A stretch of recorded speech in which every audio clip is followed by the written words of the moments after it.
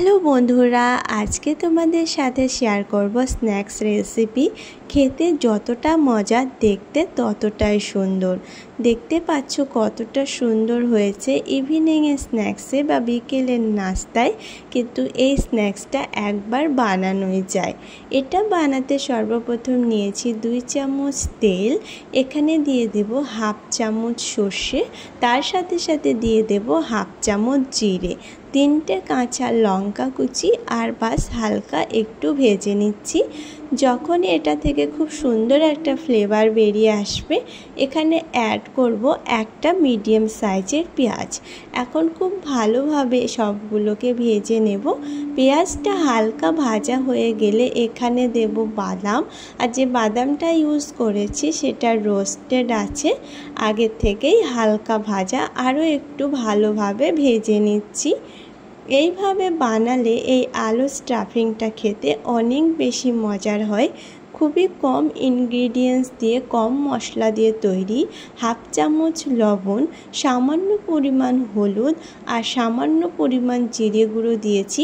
3টে মিডিয়াম সাইজের আলু এখানে ব্যবহার করছি। 3টে মিডিয়াম সাইজের আলুর জন্য একেবারে পারফেক্ট এই মশলাটা। আর কোনো বেশি মশলা এখানে ইউজ করব না, খুব সিম্পলভাবে হবে, খেতে অনেক মজার হবে। দেখতে পাচ্ছ ভালোভাবে মিক্স করে নিয়েছি।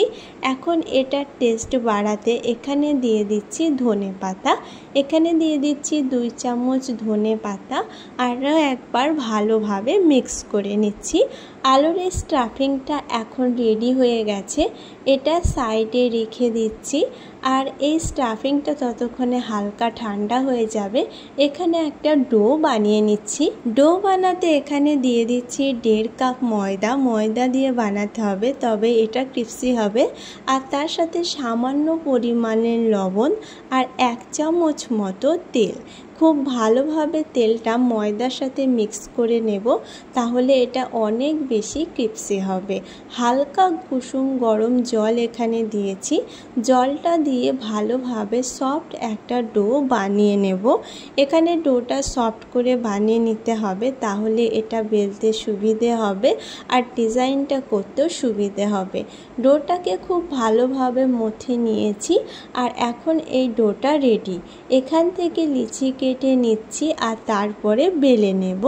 বেলার জন্য এখানে আমি ময়দা ব্যবহার করেছি। খুব বেশি বড় সাইজের এটা হবে না, আর খুব বেশি মোটাও হবে না। লেয়ারটা পাতলা একটা পুরি বড় সাইজের, সেই সাইজে এখানে বানিয়ে নিচ্ছি। আর এখানে লেয়ারটাকেও পাতলা রেখে দিচ্ছি। দেখতে পাচ্ছ এখানে আলু স্টাফিংটা একবারে মধ্যখানে দিয়ে দিয়েছি।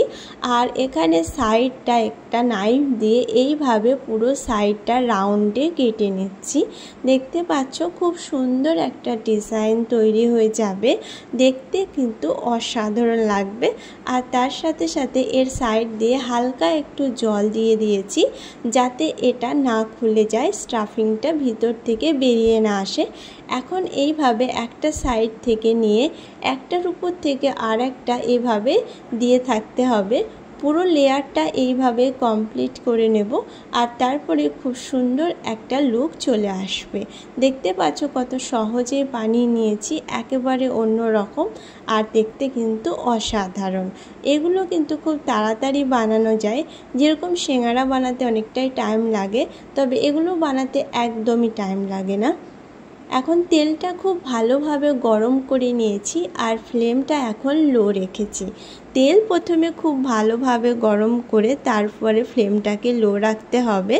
যে কোনো স্ন্যাক্স ভাজার সময় শুরুতে ফ্লেমটাকে লো রাখলে সেটা অনেক বেশি ক্রিস্পি হয় আর ভিতরে কাঁচা থাকে না।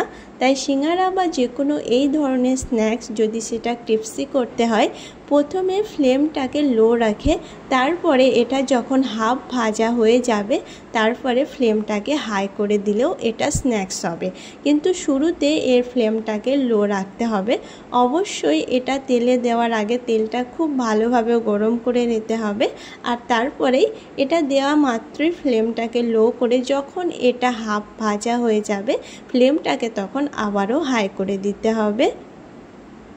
দুটো সাইড উল্টে পাল্টে খুব ভালোভাবে ভেজে নিতে হবে। দেখতে পাচ্ছ দুটো সাইড উল্টে পাল্টে নিয়েছি আর খুব ভালো মতো এর কালারটা চলে এসেছে। এখন এটা ভাজা হয়ে গেছে, দেখেই বোঝা যাচ্ছে কালারটা ডিপ গোল্ডেন চলে এসেছে। এখন এগুলো তেল থেকে উঠিয়ে নিচ্ছি।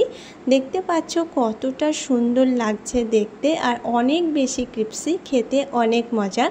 গরম গরম সস, মেয়োনিজ বা গ্রিন চাটনির সাথে সার্ভ করা যাবে। আজকের রেসিপি যদি কোথাও ভালো লেগে থাকে অবশ্যই একটা লাইক করো। এরকম মজার মজার আর ইজি রেসিপি দেখার জন্য আমার চ্যানেলকে সাবস্ক্রাইব করো।